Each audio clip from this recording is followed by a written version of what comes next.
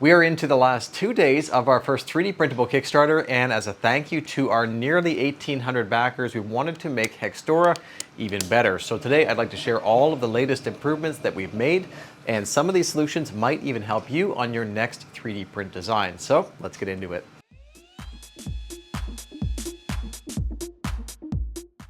So originally HEXSTORA was made up of only about 10 different hexes and half hexes, and it wasn't really a problem to find the exact hex in your setup that you were looking for. But now we've added a lot more options, and when they're stacked, a lot of them look identical. So we want to make sure that you can still find the exact piece that you're looking for really easily. Now originally we were thinking to use numbers, but I always like the idea of using a picture. So to solve this problem, we've added a very small identifier to the corner of each of the hexes. And I chose to print ours with an extremely light fuzzy skin around the outside with the identifier printed normally for a very subtle but still easy to read solution. So now when they're all stacked up, you will know exactly which one is in which location, no matter which hex it is.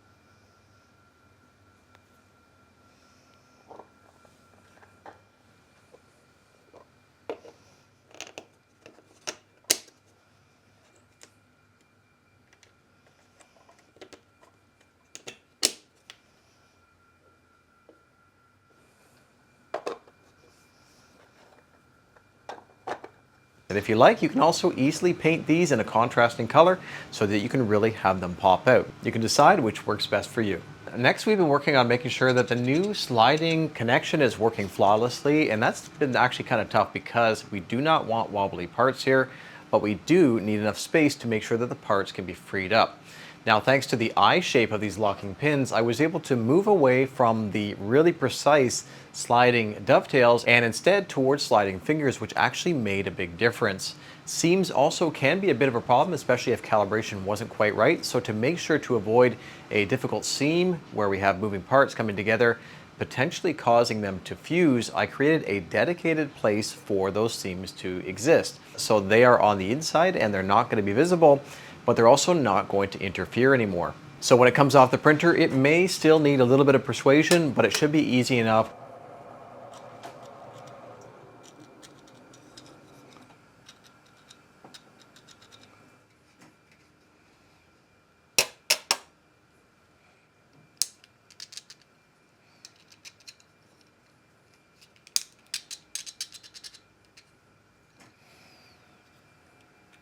This applies to the half hex extension, so it can be flipped over and used to raise hexes up, as well as of course to add additional storage, and also to the mini slate storage hex, which is now also doubling as a lid hex. So this hex is even more useful thanks to your feedback about providing a solution for a lid.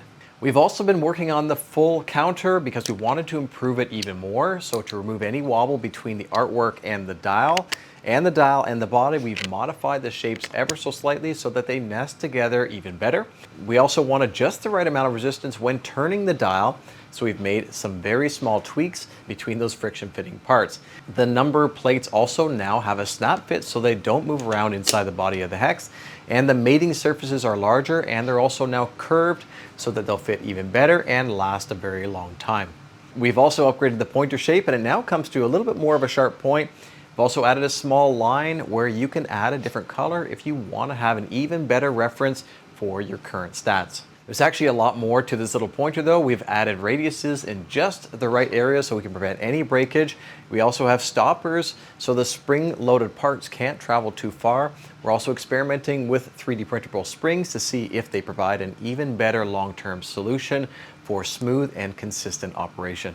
The one thing that I will say that's been bothering me a little bit is when PLA is rubbing on PLA, it isn't the best sound. So I've added a little dab of 3D printer grease inside, and not only did that fix the sound, it actually made the dial feel so much better when positioning it. And it also happens to reduce friction so that those parts will last even longer.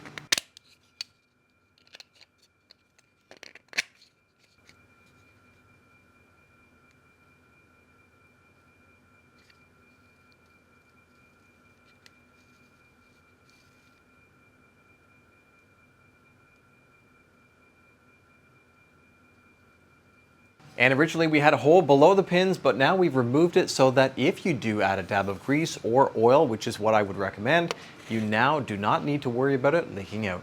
We're also experimenting with numbers for the dial number plates to go along with the symbols and the dots, which were originally designed this way so that you can read them from any position at the table.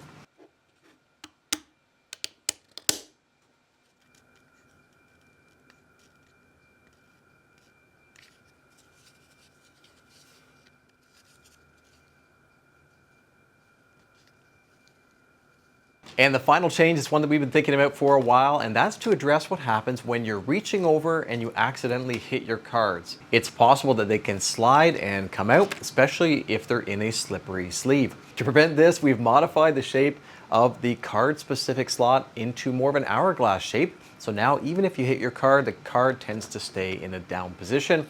It's more common if you're playing with kids, but we thought it was worth putting a little bit more time into to provide the best card slot shape that is possible. And of course, it still works with cards facing in either direction for maximum flexibility for your setup.